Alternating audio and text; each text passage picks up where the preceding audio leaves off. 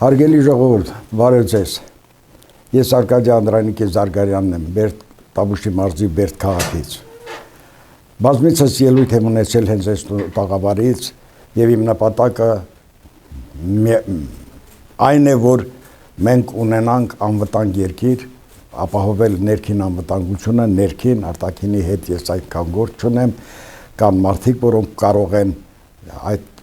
դիվանագիտությամբ հարցերը լուծել։ Այսօր ապրիլի 1-ն է։ Հիմա ես եթե ասեմ, դուք կարող ասեք ապրիլի 1-ին խփում է։ Ես այսօր դարձա 77 տարեկան։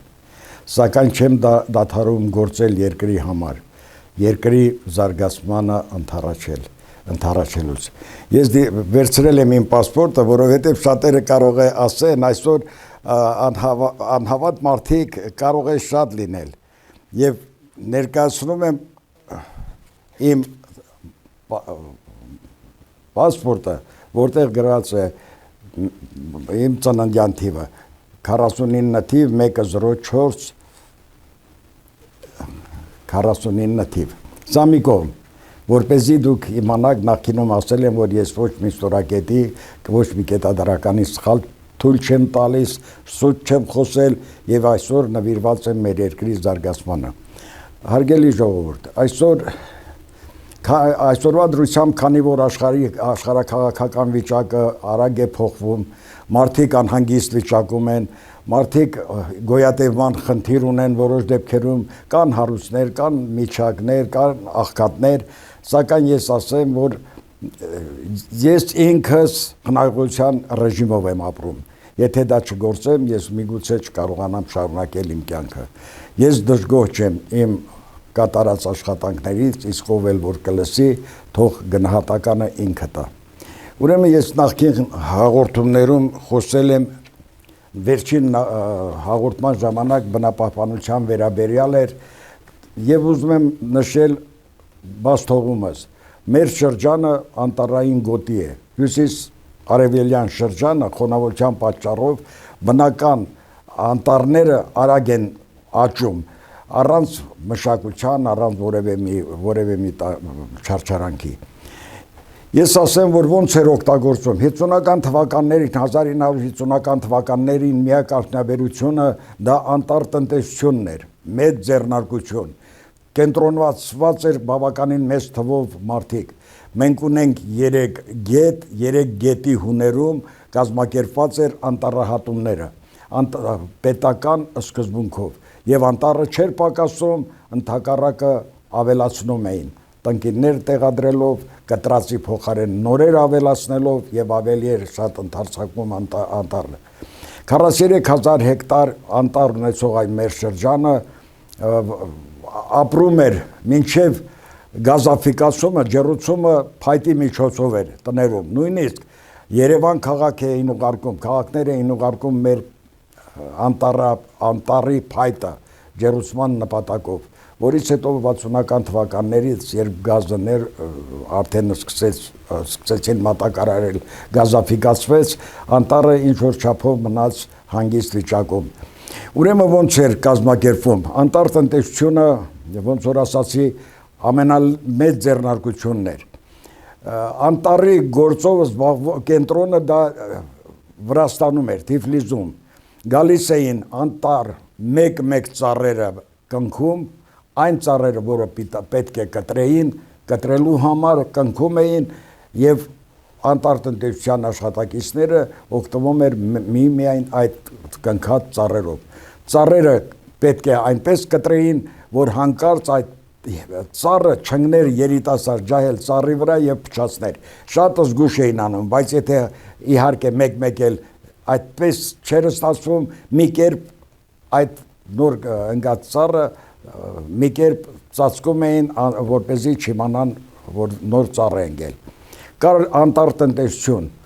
ճոպաններով լեռներից կապում էին, բաց թողում գերանները գալիս էր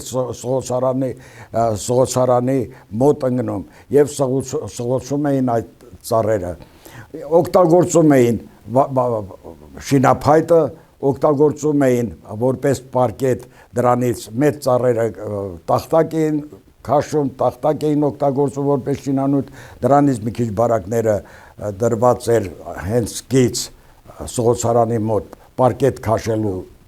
տեղ, պարկետ էին անում, իսկ մնացածը փոքր ճյուղերը դասավորում էին 4-ական կուբամետրով եւ մարդիկ օրինական փաստաթուղթ էին վերցնում, գնում, բարձում եւ բերում օգտվում այդ։ Մի խոսքով անտառը կառավարվում էր։ Իսկ կտրած ծառերի փոխարեն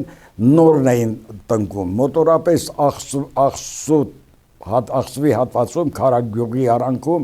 կար մոտ 4-5 հեկտար տարածք, որտեղ տնկարանային տնտեսություն էին ստեղծել։ Մենք փոքր էինք, որ գնում էինք այդ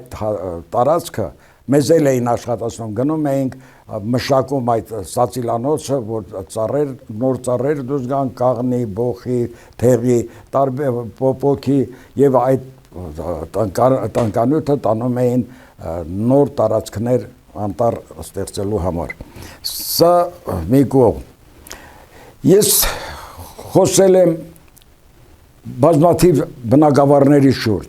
Ես այսօր նորից ուզում եմ հիշեցնել, որ ես ինչ բնակավարների շուրջն եմ անհանգստանում, քանի որ ես ունեմ համապատասխան կրթություն եւ աշխատանքային հարուստ փորձ, ասեմ, որ սկզբից այն նախարարությունն եմ գնացել, այնտեղ շատ հարցեր պարզաբանել, եթե պետք լինի, խնդրեմ, դեռ ծրագիր ունեմ, որ դեռ չի ուսումնասիրվել, նախկինները ուսումնասիրվել է, հավանություն են տվել։ Երկրորդը ԿԳՍՄ-ում, ես էլի եմ խոսացել, վերաբերվում է հիմնականում կրթությանը, գիտությանը, մեր գիտնականների նկատմամբ էլ մի քիչ, երբ ինձ ընդունել էին, մի քիչ թերահավատորեն խոսացի, որ ինչու չեն զարգացնում մեր ռազմական տեխնիկան, այնտեղ կա քիմիական զենք, բակտերիոլոգիական զենք, որ 2020 թվին այլ երկրների կողմից օգտագործվեց մեր երիտասարդներին, ոնց որ ասած, բնաջնջելու կապակցությամբ։ Մերոնք էլ պետք է մտածեն այդ ուղղությամբ։ Սպորտը, մշակույթը, այսօր ես մշակույթի տաղավարում նստած եմ եւ լսել եմ իմ ելույթները, հավանություն են արժանացրել եւ գոհ եմ իրենցից։ Շրջակա միջավայրը։ Ես բոլոր տեղերը հանդիպել եմ Զիմիդյանին, նախարար նախկին, գնել Սանոսյանին, առաջարկություններ տվել իրենց եւ առանցքում Սևանալիճն է, որ Սևանալիճը պետք է մնա նույն մակարդակի, որ ոչ մեկի կողմից այդ ծրագիրը չկա, իսկ ես դա գաղտնի եմ պահում։ Մենակ այդ 100-ից ավել առաջարկություններ ունեմ տնտեսական ոլորտի բնագավառում, անվտանգության բնագավառում, բայց այս դեռ իմ կոպիտ ասած իմ բկումն է, Սևանալիճը պետք է մնա նույն մակարդակի, մարդկային գործոնից կախված չլինի, նախկին հաղորդումներում ես ասել եմ, ներկայացրել եմ, սակայն լուրջ ուշադրություն չկա դեռ մինչև հիմա, քանի որ եւ նախագահի, եւ վարչապետի, եւ անվտանգության տնօրենին ներկայացրել եմ ազգային ժողովի նախագահին, այդ փաթեթը 2 անգամ տվել եմ մեր ղեկավարներին, մի խոսքով Նիկոլ Փաշինյանի հետ եկած կազմին, որպեսզի ուսումնասիրեն եւ հրավիրեն։ Ներքին գործերի նախարարությանը նույնպես դիմում եմ տվել Արփինե Սարգսյանին, վարորդական որոշ, որ նախկինում ներկայացրել եմ վարորդների օգտին 15 կետ, որը կարելի է կիրառելի դարձնել եւ եթե երկիրը զարգանա, իրոք դրանք կկարգավորվեն։ Երևանի քաղաքապետարան Տիգրան Ավինյան, ես իմ խոսքում ասացի, որ շատ պուպուշ անձնավորություն է, ոնց որ ասած ջահելին այդպես են ասում, սակայն թող չնեղանան երևանցիները, ես բանակում ծառայելու ժամանակ էլ երևանցիներ են եղել, շատ զարգացած, կրթված, իրենց գիտելիքները բարձր, բայց կազմակերպչական ջիղը ոնց որ պակասում էր, չունեին փորձ, չունեին այն ռիսկայնությունը, որ պետք է երկիրը առաջ տանեն։ Իսկ մեր քաղաքապետարանում իմ ասածները եթե ընդունեն մեծ փաթեթը ցույց եմ տվել մեծ փաթեթ եմ ցույց տվել մի մասը իրականանում է իսկ մյուս մասը դեռ իրականացման գործում է ես այնտեղ կարող եմ առաջարկել Երևան քաղաքի խցանումները մեղմացնել կոմունալ աշխատանքները գետառի վարարումները վթարային շենքերը եւ այլը մեծ ծրագիր ունեմ ես չեմ կարող այս կարճ ժամանակահատվածում նորից կրկնել ուղղակի խնդրում եմ որպեսզի ես եմ խնդրում ոչ թե իրանք խնդրում եմ որ ընդունեն իմ ծրագրերը եւ երկիրը Երևան քաղաքը բավականին բարեկեցիկ կդառնա այնտեղ շատ աշխատանքներ եմ ներկայացրել մի մաս ընդունվել է իսկ ներկայումս շատ դժվար են ընդունում վերջին ժամանակներս դիմում գրեցի Կամու Արեյանին պատասխանը դեռ չեմ ստացել, միգուցե նաև չստանամ, քանի որ ինքը տարեց անձնավորություն է, գիտակից, բանիմաց, սակայն ես ուզում եմ ասել, որ նույնպես լուրջ պատասխան չեմ ստացել եւ կցանկանայի, որ ինքը տար հնարավորություն կարողանամ մտնել Երևանի քաղաքապետարան բոլոր հարցերի շուրջը դուք հիմա կասեք ինքը ինչ գիտի կյանքի փորձ ունեմ գիտեմ աշխատել եմ գիտեմ տրանսպորտը գիտեմ շինարարությունը ստողանքները գետերի վարարումները ու նրանց կանխարգելումը ես առաջարկություն չեմ անում հենց այնպես որ ասենք ճանապարհը լավը չի ասֆալտապատեք կամ ինչ-որ բան ես ներկայացնում եմ նաև հիմնական լուծման խնդիրները սա սևագրությունն է Կամո Արեյանին ուղարկած եւ եթե ինքը լսի թող ականջին անի ինքը տարեց անձնավորությունը իրեն մասին շատ լավ են խոսել սակայն ես չեմ կարողանում իրեն հետ խոսել որպեսզի մտնեմ քաղաքապետարան եւ որոշ հարցեր կազմակերպելը որն է ուղղություն տալ որպես տարեց անձնավորություն ես կարող եմ կյանքի փորձ ունեմ շատ բաներ կարելի է կյանքի կոչել հարգելի ժողովուրդ ես ընդհանրապես սա մեր այգաբաց թերթն է իմ մտորումները վերնագրով առաջին անգամ 1993 թվին մի նյութ գրեցի քանի որ երկիրը ընկել էր լրիվ ճգնաժամի մեջ եւ վերջին նախադասությունն այն է որ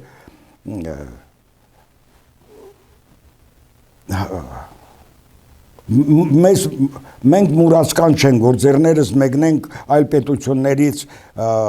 որևէ օգնություն խնդրենք մենք ինքներս պետք է կարողանանք կազմակերպել սա այն նյութն է որը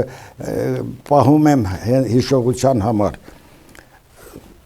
հարգելի ժողովուրդ այսօր խոսելու եմ կարծես թե հումորային որոշ հարցեր կան որ ես ուզում եմ ես հումորիստ չեմ ես հումոր սիրում եմ ինչ որ լուրջ հումորներ խելացի հումորներ ասեմ որ մարտի 6-ին լրացավ մեր ավարտական դասարանի ավարտական ավարտելու 60-րդ տարին մեր լավ ընկերները կազմակերպեցին Երևանում հավաքվեցինք իհարկե այնքան չկայինք բնականաբար անցել է տարիներ եւ մենք ունեցել ենք կուրսներ 14 անձնավորություն 14 մեր ուսանողներից աշակերտներից չկան մահացել են իհարկե բնականաբար ուսուցիչները եւս մահացել են ունեցել են լավ ուսուցիչներ մեզ կրթել են, դաստիարակել են, մեզ ուղղություն են տվել, հետևապես մենք կարողացել ենք հետագայում մեր կյանքը դասավորել այն ոգով, ինչ որ մեր երկիրն էր ծրագրավորել։ Այսինքն մինչև անկախությունը մենք այլ ուղով էինք աշխատում, ապրում, անկախությունից հետո դե գիտեք, ելի եմ նշել երկիրը ընկավ խորը ճգնաժամի մեջ, իսկ դրանից դուրս գալը շատ դժվար է։ Այսօր էլ դեռ իհարկե կյանքը մի քիչ փոխվել է դեպի դրականը, բայց մեկ էլ աշխարհաքաղաքական այս ծանր վիճակն է մարդկանց նեղացնում։ Ես իհարկե ցույց եմ տվել, որ ես սովորել եմ ուսումնական հաստատություններում բարձր առաջադիմությամբ, եղել եմ ազատամարտիկ 3 վկայականով 3 տարբեր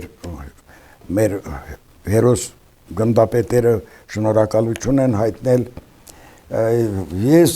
ունեմ ծրագրեր, որը ուրիշները չունեն։ Տրանսպորտի գծով ես ունեմ հաշվարկներ։ Տաքսի սերվիս եմ 15 տարի առաջ տաքսի սերվիս եմ ծրագրավորել, երբ ամերիկացիները այստեղ վխտում էին,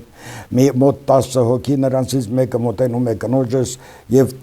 իմանալով իմ հաշվարկները բիզնես ծրագրում, ասում է ինչ խելացի ամուսին ունես։ Ես վարորդ եմ աշխատել եւ ես 2 մեքենայի համար կազմել եմ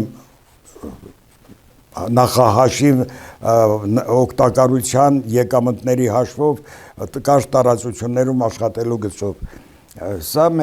ես նոյեմբերյանի կոթի գյուղացիք թող իմանան, որ իրենց գյուղում 2 տարի անց եմ կացրել ջրատարներ, բայց ցավոք մի քանի տարի առաջ երբ գնացի այդ գյուղը, լսեցի, որ ամբողջ ցանցը քանդել հանել են, մեր աշխատանքները դարձել է 0։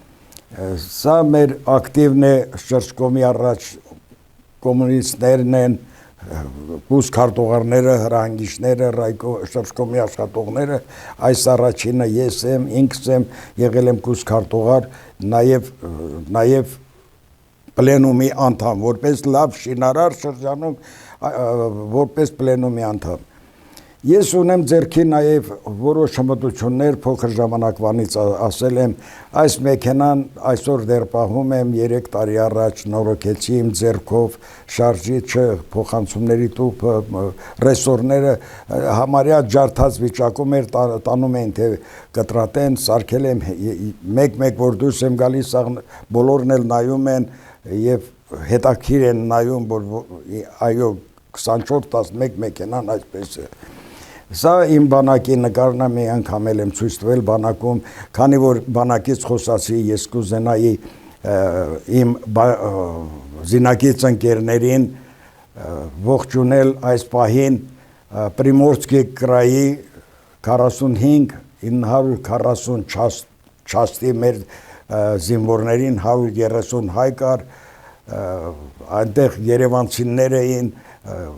բոլոր բնակավարներից կային, եթե իրենք հիշեն, ես կուլտուրայի տան հրամանատարի վարորդն եմ եղել ուազ մեքենայով։ Այսօր, քանի որ ինձ ուրիշ բան էին պահանջել, ինձնից բան էին պահանջել ուրիշ ծրագիր, ես ասեմ, քանի որ մենք դասարանով հավաքվեցինք Երևանում, այսինքն Երևան դեռ չմտած Ծիրան կոչվող տաղավարներում շատ հոյակապ տարածք էր, նայեցինք, հետո մասնակցեցինք, սեղան նստեցինք, ամեն ինչով սպասարկման բարձր որակ էր այնտեղ, դե չգիտեմ, երևի թե ես շատ ռեստորաններից, որ չեմ օգտվում, իմ հնարավորությունների սահմանից դուրս ես ոչինչ չեմ անում եմ խնայողության ռեժիմով, բայց սա հավաք էր դասարանցիների 10 հոգով հավաքվեցինք, զրուցեցինք, մեր մանկական դպրոցական կյանքից խոսեցինք եւ նաեւ հիշողություն առաջացավ, թե նախկինում երեխաները ինչով էին զբաղվում ազատ ժամանակ, դասերից դուրս։ Իհարկե, այստեղ գրված է այն խաղերը, գրել է մոտավորապես այն խաղերը, որ մենք իրականացնում էինք։ Իսկ դասերից առաջ պարտադիր կես ժամ շուտ գնում էինք, առավոտյան ֆիզզարյադկանում ակորդեոնի երաժշտության տակ տակտով նվագում էր, իսկ բոլորս կատարում էինք թեթև մարմնամարզություն եւ կարծես թե քնից արթնանում էինք, նոր նստում դասի պարզ ուղեղով։ Հետ այս խաղերը այսօր էլ որոշները շարունակվում են, բայց շատ սակավ, քանի որ երեխաները տարված են հեռախոս կապված են համակարգիչների, հեռախոսների հետ եւ նույնիսկ այն ժամանակ մեր դասարանում ոչ միայն աշակերտները, նաև ուսուցիչները աչքիններ չէին դնում։ Ես չեմ տեսել որևէ աշակերտ կամ ուսուցիչ, որ աչքիններ դնի դասը պարապելուց կամ սովորեցնելուց։ Իսկ հիմա 3-ից 1-ը աչքիններ է դնում, քանի որ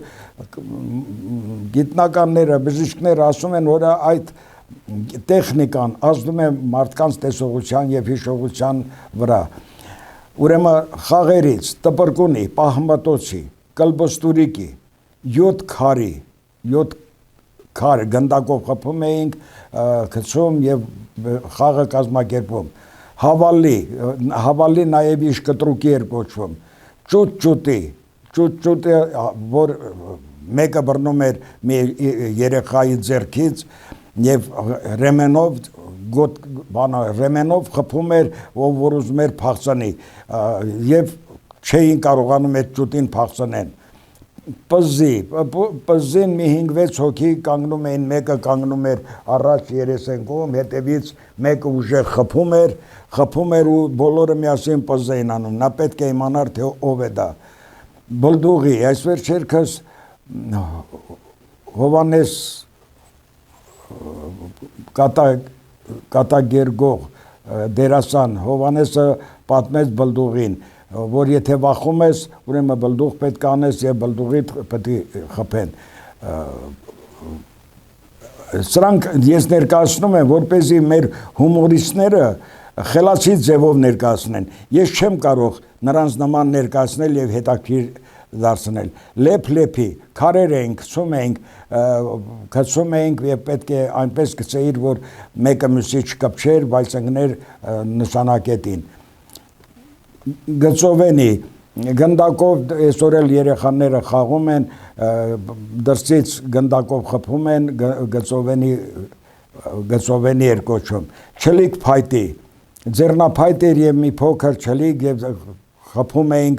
եւ մեկը վազում էր հետևից բերելով մի շնչում պետքա գնար այդ չլիկը բերեր։ Սրակի նույն ձևն է, ուղանկյուն փայտ էր, ծայրը սրած, վրան թվեր գրած։ Այդ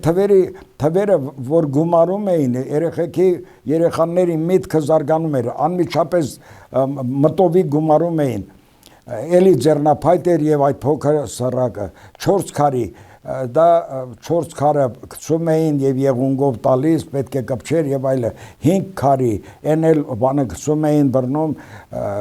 մի խոսքով խաղեր էր։ Դանակի, սա մի քիչ վտանգավոր էր, բայց այնքան էլ ոչ։ Մենք գետնի վրա դանակը գցում էինք ափով, բռնցքով, ձեռի վրայով եւ վերջում գցում շվիլո էինք ասում, որ գնա հողում գետնիում ցածվի։ Եվ մի դեպք եղավ, երբ քույրը եղբոր ոտքի մեջ խփեց, վերջի շվիլոն էր ու ուրախացավ։ Դանակը ոտի մեջ խաղում էր, ցծված, իսկ նա ուրախացավ, որ ինքը կարած հաղթի։ Կղկլի, ավելի շատ աղջիկներն էին խաղում, 8 վանդակ էին գցում, քարփիչով գցում եւ ոտքով խփելով տանում հանում։ Պարանով խաղեր, էլի աղջիկներն էին ավելի շատ խաղում, կազոնի խաղ կար, այդ կող բռնելը, ֆուտբոլը, վոլեյբոլը, բասկետբոլը, տուրնիկով խաղալը, դա ամենօրյա այսօր էլ է շարունակվում, բայց շատ քիչ։ Բակային խաղերը բավականին պակասել են։ Ձմռանը խաղում էին ձնագնդով, սահնակ, դահուկ, այդ ձմեռը ավելի էին ակտիվանում, խաղում, ձնագնդի տալիս եւ այլը։ Իսկ երբ նստում տանն էին, պզուզ էին ասում, հոլ էին ասում,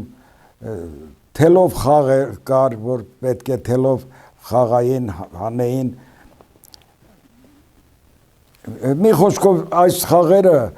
եթե պետք կլինի շոու բիզնեսի մեր ընկերներին, նրանք ավելի հետաքրքիր կներկայացնեն, հումորով կծիծաղացնեն մարդկանց, տրամադրություն կբարձրացնեն։ 1969-72 թվականին ես եղել եմ ուսման նպատակով եղել եմ Կիրովական քաղաքում։ Այն ժամանակ տարածված էր Լորենցի Ռուբենի անեկդոտները։ Լորենցի Ռուբենը։ Ես անձամբ այդ մարդուն տեսել եմ, կարճահասակ անձնավորություն էր ու մարդիկ հավաքված էին շուրջ, ասացին Ռուբենն Ռուբեն, կանաչ պալտոյով մի անձնավորություն։ Ուրեմն դրա անեկդոտներից որոշները կարող եմ ներկայացնել, որը կարող են էլի մեր շոու բիզնեսի ընկերները ներկայացնել։ Ոստիկանապետին բողոք։ Ուրեմն որ իրեն շատ էին ձեռառնում, հետևից վազում, բաներ ասում, գնում է Լորենցի Ռուբենը, գնում է ոստիկանապետի մոտ ու ասում՝ մի բան արա, իմ հետևից էլ չվազեն։ Մի լավություն էլ ասում է ես կանեմ։ Իհարկե Ռուբենը շուշա գցող էր, ասում է ինչ լավություն ես անելու այ Ռուբեն, ասվել չի, կտանաչ կտկահանեն, շուշա կգցեմ։ Երկրորդը բանալին կորցնելը նկուղում։ Բանալին կորցնում է առավոտից իրուկում, դրսում ման է գալիս, հարևաններ ասում են այ Ռուբեն, էդ ինչ է եղել։ Ասում է բանալին կորցրել եմ, ման եմ գալի որ գտնեմ։ Բա որտեղ ես կորցրել։ Թե նկուղում։ Այդ դե գնա նկուղում մանարի։ Ասում է բա այնտեղ մութ է։ Այսինքն էդ էլ հումորային թող։ Հիվանդ կնոջ եւ ծակ կաստրուլք են։ Այս Ռուբենը ականջներից էլ է ծանր անձնավորություն լինում, ծանր լսողություն, վատ լսողություն է ունենում, կաստրուլկեն տանում է որ այդ կաստրուլկի տակը կպցնել տա, պայատանել տա, հարևանները այ Ռուբեն հետ ուր ես գնում, չի լսում, այդ պահին Ռուբենի կինը հիվանդ է լինում պարկած, ասում հարցնում են կինդ ոնց է, սա իմանում է թե այդ կաստրուլկի մասին են ասում քամակը ծակա, տանում եմ կրկատել տամ։ Կնոջ մահը եւ իրեն խելքը կորցնելը։ Ռուբենի կինը մահանում է, խառնվում են, հենց դիակը վերցնելու ժամանակ տեսնում են Ռուբենը չկա, ման են գալի, տեսնում են հարևանի տանը, հարևանի կնոջ մոտ, այ Ռուբեն ես ինչ բան ես, ասում եք ինչ անեք, խելքս դե կորցրել եմ, ինչ անեմ։ Գնացքում աֆիցերի շորեր հագնելը, ուրեմն Թիֆլիսից գալիս է Կիրովական, բանին պրավադնիկին ասում է հենց հասնենք Կիրովական ինձ կարտնացնես։ Այդ նույն կուպեում լինում է նաև մի աֆիցեր, գալիս է արտնացնում են Ռուբեն Կիրովական ենք ասել վեր կաց, այս մարդը արագ դե գիշերվա ժամը արագ շորերը հագնում է ու դուրս գալի։ Գնում է մի խանութ առավոտյան լույսը բացված, մեծ հայելու առաջ կանգնում է ու ծիծաղելով ասում Այս պրավադնիկը իմ փոխարեն աֆիցերին ա վեր կացրել, այսինքն աֆիցերի շորերն ա հագած լինում։ Ցանկանում է գնացքի տակ ընկնել։ Ուրեմն կյանքից նեղացած արագ գնում է, հարևաններն ասում են այ Ռուբեն հետ ինչ ես գնում, կյանքից զզվել եմ ասում գնում եմ գնացքի տակ ընկնեմ։ Այ Ռուբեն, բա որ գնում ես գնացքի տակ ընկնես, այդ կես հաց այդ ինչի է թևի տակ։ Բալքի ասում է պոեզա ապազդաննի է տալի, սոված եմ մնալու։ Գնացքի ռելսերի վրա նստած տղաների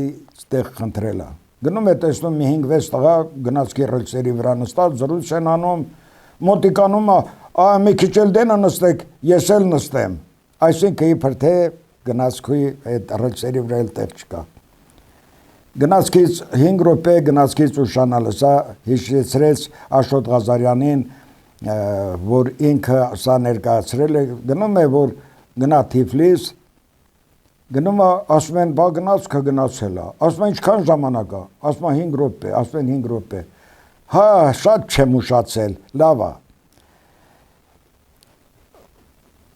Հարևանի տանիքից ընկնելը։ Ռուբենը գործի գնալուց տեսնում է հարևանը տանիքի վրա գործ է անում, բայց անզգուշ է ինչ-որ, շատ է եզրին կանգնած,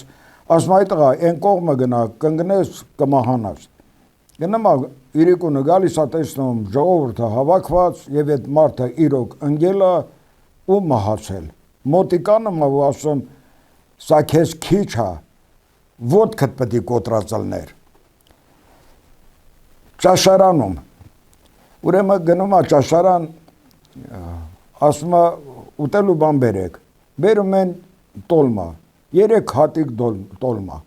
այս ժամանակ դե 3 հատիկը արդեն դա մի պորցիա էր, մի նորմա էր, ուտում ու ասում, էփելա բերեք, այսինքն տաքսով դեպի տուն, տաքսի անստում որ գնա տուն, նայում է տեսնում ձեռին փող չկա, ասում է վայ կանգնացրու տաքսի ջան, ասում է ինչի է, ասում է դե ձեռից փողը քիչ է, ինչքան է, դե քիչ է, ասում է ինչքան վճարեմ, դե ասում է մի մետրի համար ինչ փող, ասում է դե մետր քչի մեր տուն, մետր, այսինքն որ ձրի է։ Ծանոթ սաթենիկի հետ հանդիպումը։ Ծանոթ սաթենիկը իրեն ծանոթներից է լինում, պատահում են իրովականում, զրուցում են, ասում են, խոսում են, ասում է Սաթենիկ ջան, հիմա դու որտեղ ես, ասում է ռեստորական կին եմ, մի ոտս Երևան, մի ոտս Թիֆլիս, հենց, ասում է բա Ռուբեն ջան, բա դու որտեղ ես, ասում է ես էլ քու 2 ոտի արանքումն եմ, այսինքն Կիրովականը, ժողովուրդ ջան, Կիրովական 2 քաղաքի Սագերի բոստան ընկնելը, ուրեմն Ռուբենը դուրս է գալի տեսնում, Սագերը ամբողջ կաղամբը վերացրել են, մեջ են ընկած Սագեր, ինչ պետք կանեն, եթե ընկել են բոստան։ Գնում է դուրս անում, Սագերն էլ մի հատկություն ունեն, ով գիտի, չգիտի, Սագերը սացնելով մեկը մյուսի վրա, սացնելով դուրս են գալի, ասում է մատը թափատալի Ռուբենը ասում է մեկը մյուսի վրա մի գցեք, բոլորը էլ ներսում եք, սա մի քիչ կարելի է համեմատել որոշ այլ ուրիշ բաների հետ, այսօր չեմ ուզում վիրավորեմ մեր կառավարության անդամներին, ազգային ժողովի որոշներին, մեկը մյուսի վրա գցելը դա լավ բան չի, մի երկիր ենք, բոլորս էլ պարտավոր ենք երկիրը զարգացնենք, բոլորս էլ մեկս մյուսի վրա ցեղ չշպրտենք, միասնական դառնանք 130 թե քանի ավել կուսակցություններ, ամենք իրանց բարութ են փստացնում եւ արդյունքում տարաձայնություններ եւ երկիրը առաջ չի գնում։ Ժողովուրդ ջան, ես այս իմ ծննդյան օրը նաեւ այս հումորային բաները ներկայացրի, ուզում եմ որ մեր երկիրը խաղաղ լինի, զարգացած լինի, մինչև պարլամենտական ընտրությունները կարծում եմ էլ չեմ հանդիպի, իսկ դրանից հետո առիթ կլինի, եթե կմնան հինները կամ նորերը կգան, կաշխատեմ էլի իմ ծրագրերը ներկայացնել, ուղղակի խնդրում եմ 77 տարեկան եմ այսօր, ուրախանամ թե տխրեմ, ես չեմ կարող այդ հարցին պատասխանեմ, ուրախ եմ որ կենթանի եմ, տխուր եմ որ շատ ծրագրեր ունեմ, այս պորտֆելը որ այստեղ է, դրանից ավելի մեծ պորտֆել էլ տանն է, իմ ննջասենյակում, գրածներ շատ ունեմ, առաջարկություններ շատ ունեմ, ոչ մեկը անձնական չէ, հանրային է, մեր հանրությանն է պետք, մեր երեխաներին, մեր երկրի ապագային, քանի որ տարբեր ոլորտներից ասացի, որ տեղեկություն ունեմ, ոչ միայն տեղեկություն, այլ շրջկոմի որոշմամբ են ինձ տեղափոխել վայրից վայր, կատարել եմ այն հանձնարարությունները, որ ուրիշները հնարավոր է, որ չկարողանային, փրկել եմ Տավուշի ջրամբարը իմ հաշվարկներով, փրկել եմ Խնձորոտի ջրամբարը, հաշվարկ եմ ներկայացրել վթարային հաշվարկ նրանից ներքև գտնվող Զորամասի համար, որ հանկարծ եթե փլվի էվակուացնեն, բոլոր սողանքների, հրդեհների վերաբերյալ Արաքս գետի վերաբերյալ նույնպես առաջարկություն ունեմ, գետառի վերաբերյալ, սրանք առաջարկություն, ոչ միայն առաջարկություններ են, այլ բոլոր հարցերը ես հարցերին պատասխան եմ տալիս օրինական ճանապարհով, հաշվարկներով, որ այսօր շատ անտարբեր են մարդիկ, ես չեմ ցանկանա, որ անտարբեր լինեն, մեր երկիրը պետք է զարգանա շատ արագ թափով, իսկ եթե լսեն, համախմբեն մարդկանց, այսօր ունենք շատ հոյակապ երիտասարդներ, բանիմաց եւ հեռուստատեսություն ենք նայում, խելացի անձնավորություններ շատ կան, ես չէ որ ինձ պետք է գովեմ, ես չեմ ուզում գովեմ, ես չեմ էլ սիրել որ մարդուն գովում են, սակայն մենք ունենք տաղանդավոր անձնավորություններ բոլոր ոլորտներում, գիտության, մշակույթի, սպորտի, մանավանդ սպորտը բավականին բացի ֆուտբոլից մեր սպորտսմենները զարմացնում են, ամբողջ աշխարհին մեզ ճանաչել են տալի, այսօր իրականանում է հատից լեռան վրա Քրիստոսի արձանը իրականացումը պարոն Ծառուկյանի գլխավորությամբ, բերեք ողջունենք, չասենք նա հարուստ է, ինչի է հարուստ, բոլորն էլ իրանց կարողությունների սահմանում թողանեն այն ամենը, որ պետք է մեր ժողովրդին, այդ Քրիստոսի արձանով մեր Հայաստանը կդառնա ճանաչելի, տուրիզմը կզարգանա եւ մենք էլ ուրախ կլինենք, մեր երեխաների ապագան էլ ավելի լավը կլինի, մենք էլ